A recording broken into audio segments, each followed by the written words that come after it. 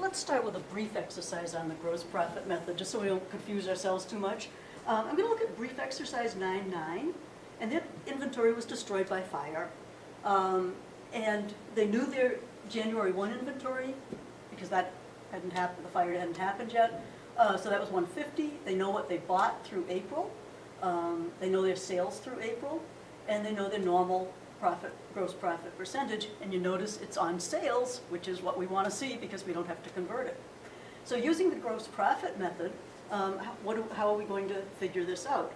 Well, if we start with sort of our basic relationship, so you start at the beginning with your beginning inventory, okay? So your beginning inventory is the 150, okay, so far so good. We know we had some purchases, purchases with a 500,000. Stop underlining everything here. So our available for sale would be the total of those, right? And you notice some of the later problems will throw in things like freight in and purchase discounts, purchase returns, but they're being nice to you on this one here. So we've got our inventory, our available for sale. And then we know that we are going to go less our ending inventory,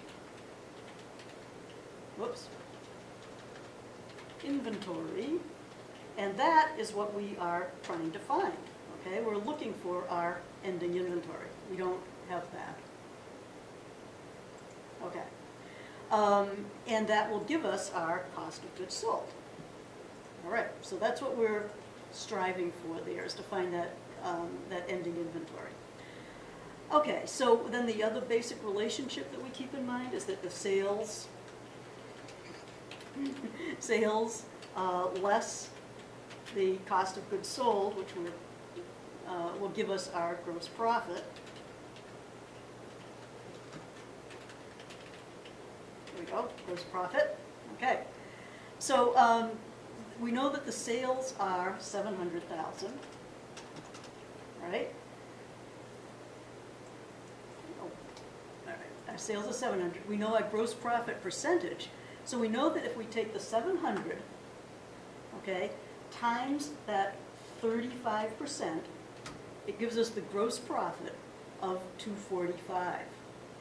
Okay, so now we can compute what the cost of goods sold is, because we know that sales minus cost of goods sold is gross profit, so it follows that the 700,000 minus the 245 is going to give us our cost of goods sold of 455.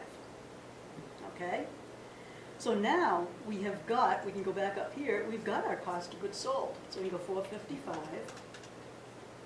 And to get our ending inventory, we know that available for sale is either cost of goods sold or ending inventory. So we go the 650 minus our cost of goods sold, and there is our estimated ending inventory.